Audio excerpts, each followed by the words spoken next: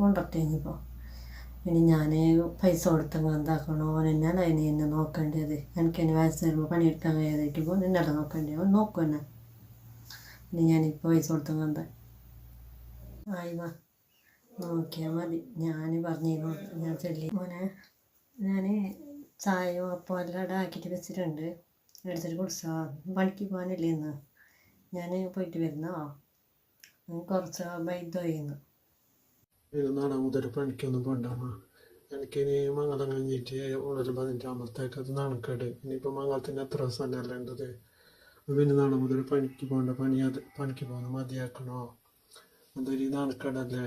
ഇനി ഇടന്നെ ഇരിക്കി മതി, അതിന് പോകണ്ട.